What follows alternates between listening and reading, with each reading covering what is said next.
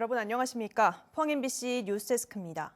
경주시 의회는 오늘 본회의를 열고 행정구역 조정과 시립박물관 건립 등에 대해 시정 질문을 벌였습니다. 경주시는 내년부터 행정구역을 조정하고 신라 역사관의 시립박물관 건립을 적극 검토하기로 했습니다. 임재국 기자가 보도합니다.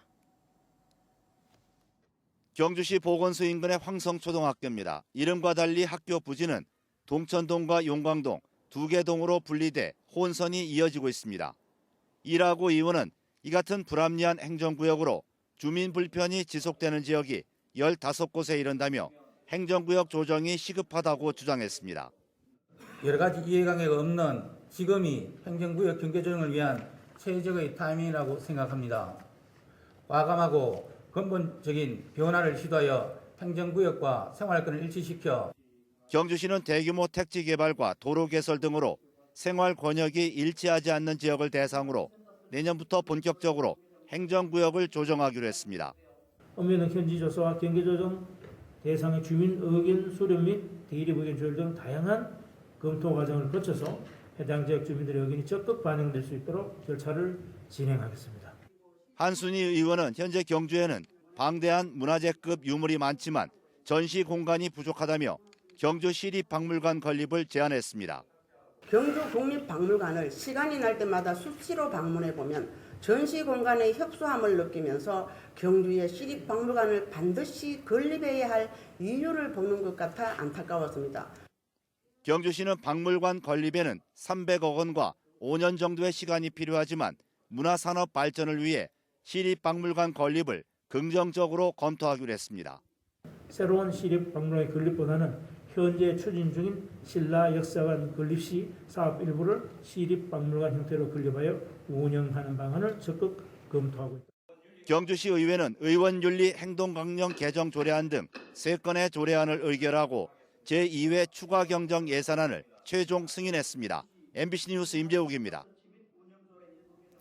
포항세관이 발표한 11월 수출입 동향 자료를 보면 수출은 9억 3,800만 달러로 전년 동월 대비 2.2% 증가했고 수입은 6억 8천만 달러로 30% 감소해 무역 수지는 2억 5,800만 달러 흑자를 기록했습니다.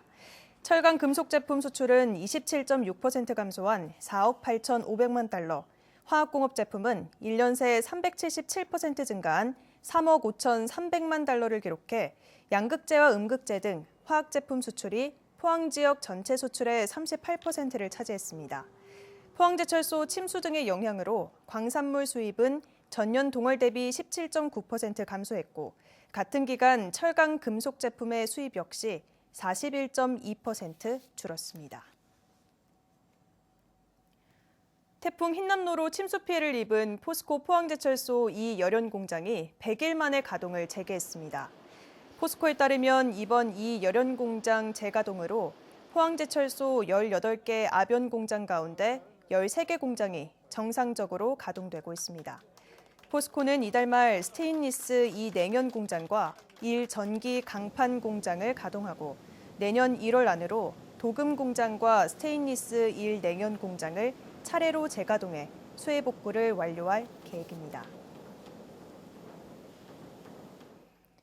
포항에 테슬라를 유치하면 경북은 경기도에 버금가는 지역으로 성장할 수 있다는 주장이 나왔습니다. 윤철균 대구 경북 연구원장은 최근 대구에서 열린 아시아포럼 20일 토론회에서 테슬라를 유치하면 지역 경제 성장 효과는 자율주행차 생산에 따른 반도체 산업의 성장까지 더해져 연간 100조 원에 달할 것이라고 밝혔습니다.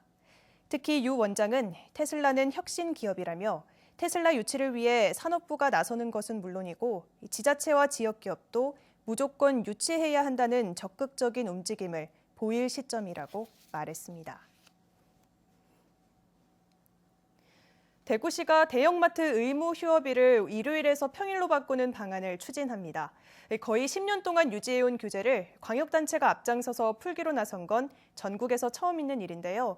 규제 완화를 저울질하고 있는 다른 지역에도 적지 않은 영향을 줄 것으로 보입니다. 권윤수 기자의 보도입니다. 대구시가 대형마트의 의무 휴업일을 일요일에서 평일로 바꾸기로 했습니다. 현재 둘째, 넷째 일요일인 쉬는 날을 구 군별로 논의해 평일로 바꿉니다. 이에 동의하는 내용의 협약서에 대구시장과 8개 구청장 군수, 대형마트, 중소 슈퍼마켓, 전통시장 측 대표가 사인을 했습니다. 의무 휴업일 규제가 소상공인과 전통시장의 매출로 연결이 되지 않고 오히려 온라인 시장 확대로 나타난다면 가장 반가운 쪽은 대형마트입니다. 240만에 달하는 소비자인 대구 시민 그리고 수많은 납품업체와 대형마트 주변의 소상공인들 등 유통 생태계를 구성하고 있는 모든 분들께도 좋은 소식이 되리라 생각합니다. 전통시장 상인들은 의무 휴무일 규제 말고 더 실질적인 지원책을 요구했습니다. 협약서에 없었지만 대형마트가 시장 상인 교육을 지원하고 마트 주차장을 시장 손님에게 개방하는 내용 등인 것으로 알려졌습니다. 이 자리를 시작으로 서로 정보도 공유하며 전통시장과 중소유통업체와 대형마트가 급변하는 유통 구조에 앞서가며 성장하고 상승하는 가중물이 되며 일요일 의무적으로 쉬는 대구의 마트는 17개 대형마트와 43개 준대규모 점포까지 모두 60곳. 유통산업발전법에는 구청장과 군수가 의무 휴업일을 정하도록 하고 있습니다. 구군에서 유통업 상생발전협의회를 열어 변경된 내용을 구청장, 군수에게 제안합니다. 대구시는 이르면 내년 1월, 늦어도 2, 3월에는 휴무일이 변경될 것으로 예상했습니다. 대형마트 종사자들은 갑작스러운 휴무일 변경에 반발하고 있습니다. 10년이나 유지해온 걸 갑자기 이렇게 변경을 한다고 하니 남들 다 쉬는 일요일에 우리는 쉴 수 있는 권리도 없는 건지 너무나 슬픕니다. 노조원 20여 명은 협약식이 진행된 대구시청에 진입하려다 경찰에 연행됐습니다. MBC 뉴스 권윤수입니다. 법원으로부터 접근 금지 잠정 조치 결정을 받고도 피해자를 스토킹한 70대에게 실형이 선고됐습니다.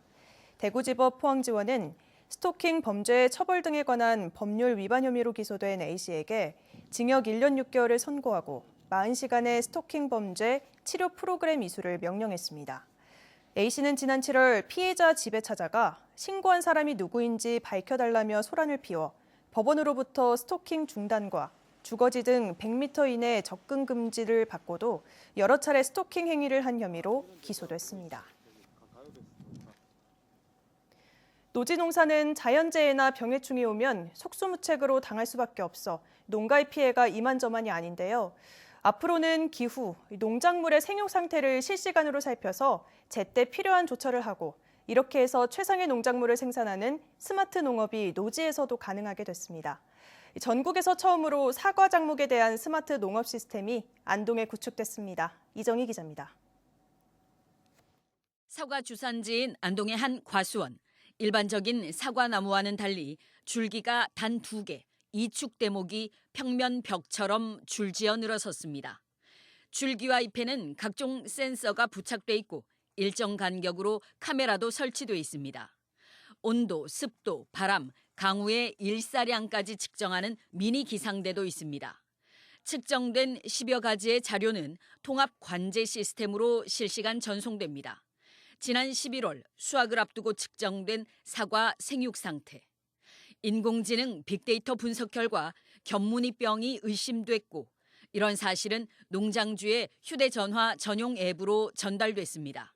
적기에 필요한 방제가 가능했습니다. 사진을 보고 AI 엔진이 이렇게 분석을 합니다. 수확식인지 칼라는 어떤지를 탐지할 수도 있고 지금 상태의 지온이나 지습에 따라서 물을 줘라 또는 관행 농업이 아니라 정확한 데이터를 기반으로 사과 농사를 지을 수 있게 된 겁니다. 작물에 최적의 조건을 만들다 보니까 이제 상품도 좋아지고요. 기존에는 그냥 하늘만 보고 농사 지었다면은 이제 제가 작물을 컨트롤할 수 있다는 거죠. 전국에서 처음으로 사과 작목에 대한 노지 스마트 농업 시범 사업이 지난 3년간 경북에서 추진돼 스마트 생산단지 61헥타가 구축됐습니다. 노지 스마트 농업에 참여하고 있는 농가는 안동의 60농가 정도입니다.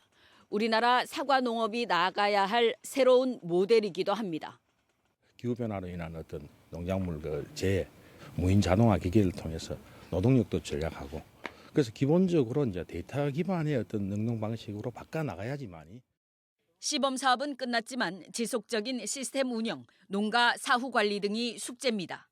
경상북도는 주산지에서 선도적으로 사과 스마트 농업이 실현될 수 있도록 국비 추가 지원을 요구하고 있습니다. MBC 뉴스 이정희입니다. 고청 기념사업회는 오늘 고청 윤경열 선생의 정신을 기리고 계승하기 위한 고청 기념관을 열었습니다. 고청 기념관은 전시와 공연 공간인 생활관과 고청의 사진과 서적, 공예품 전시 판매와 체험 공방 등으로 운영하는 기념관 2동으로 구성됐습니다.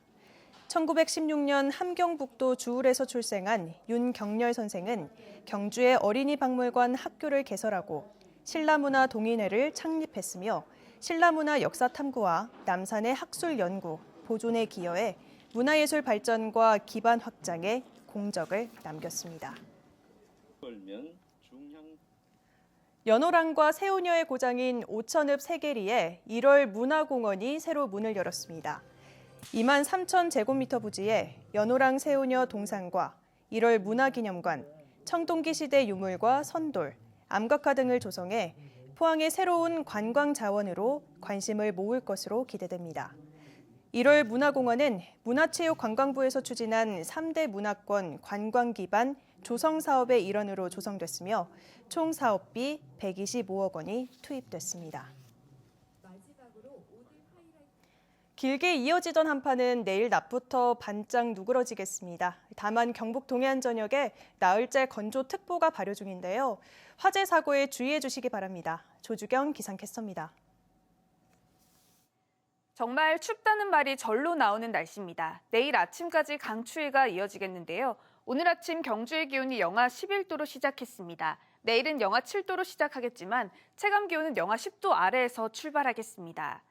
경북 동해안 전 지역에는 나흘째 건조특보가 발효 중이고요. 여기에 울릉도 독도에는 강풍특보까지 발효 중입니다. 내일까지 경북 동해안에도 순간적으로 초속 15에서 20m 안팎의 돌풍이 불어드는 곳이 있으니까요. 시설물 관리와 화재 예방에도 유의해 주시기 바랍니다.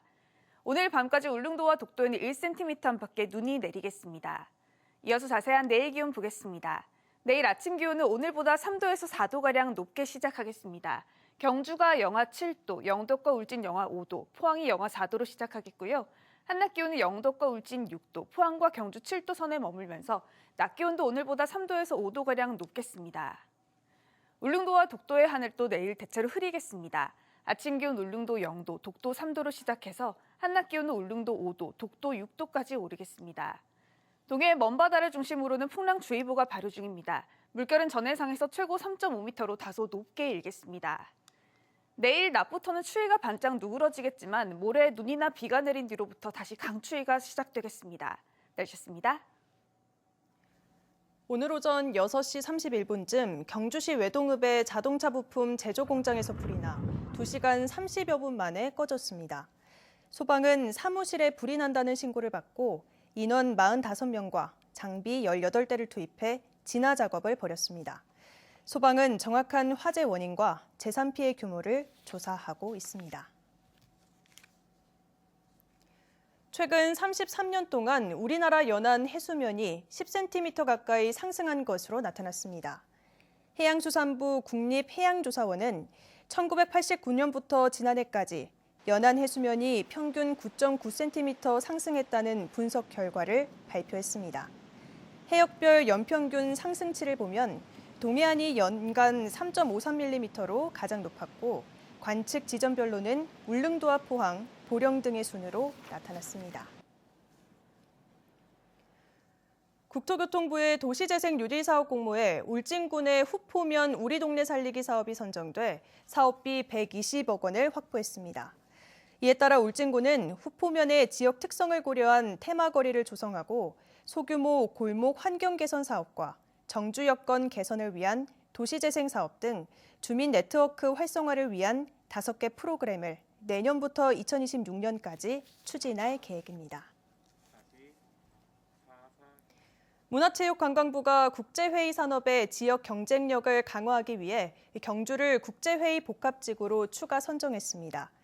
이번에 선정된 곳은 화백 컨벤션센터와 보문단지 170여만 제곱미터로 지구 내 국제회의 시설과 집적 시설은 교통유발 부담금 등을 감면받고 국비와 관광기금도 지원받을 수 있습니다. 전국국제회의 복합지구는 경기 고양과 부산, 대구 등 5곳에서 모두 7곳으로 늘었습니다. 한국은행 대구경북본부는 설을 맞아 지역 중소기업들의 단기 운영자금 조달을 위해 저리의 금융기관 대출 150억 원을 지원합니다. 지원 대상 기업은 지역에 있는 중소기업으로 대출 기간은 오는 26일부터 내년 1월 20일까지입니다. 대출 금액 한도는 5억 원까지며 금리는 신용 등급과 담보 여부 등을 감안합니다.